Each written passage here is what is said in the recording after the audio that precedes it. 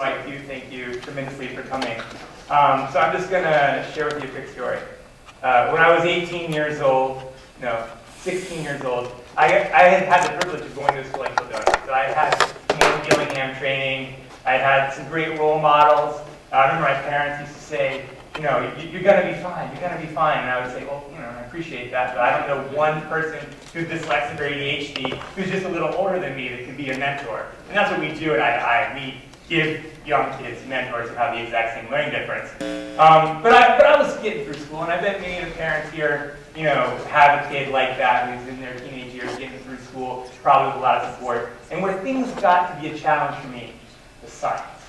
And I'll tell you why. It wasn't the material. I actually loved the material. But those words, even if you had some great phonemic awareness, I was still dyslexic.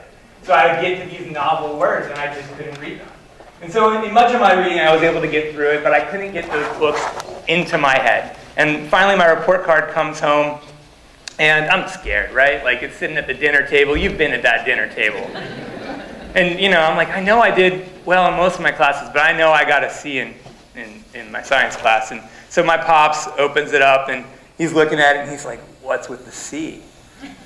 I'm like, what about, the A in every other class? He's, well, what's with the C? I said, well, look, I was waiting to get those books on tape, and I'm dyslexic, and, tape, you young kids don't know what a tape is. It's like an iPod.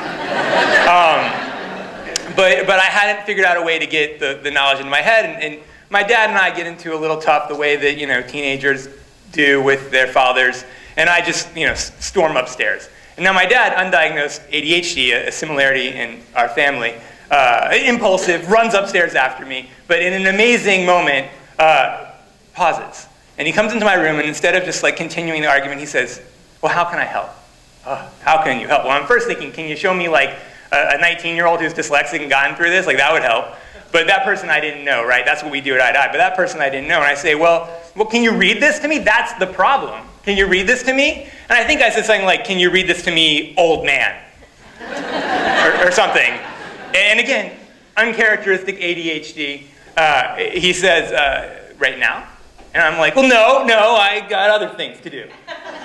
And he says, well, and how about, I grab your book and I read into that little micro tape recorder that you have on your desk. Again, micro tape recorder is like a big tape, it's smaller. It's like an iPod. Forget it. It's like an iPod.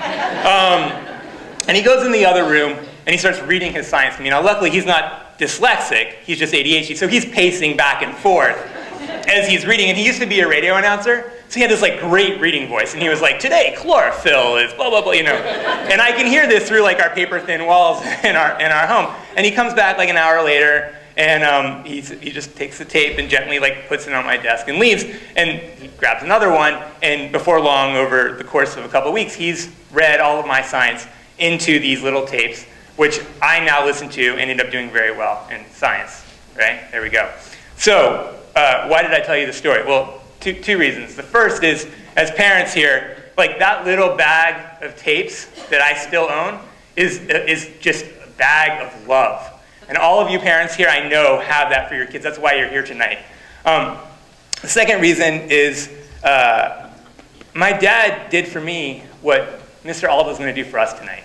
He was quite literally able to translate the science that I needed into my brain in a way that I learned best. Now, we are just so lucky, and I think we all know it, to have Mr. Alda with us. Not only a very celebrated actor of stage and screen, an incredible author, the co-founder of the Center for Communicating Science at Stony Brook. He just comes with us with so many different talents. And so tonight, I hope you will help me in welcoming this tremendous man who's giving us this gift of translating with an incredible, world-renowned panel of experts on dyslexia, what we need to know right now about the most cutting-edge research in dyslexia. Mr. Alda, if I can welcome you to the stage.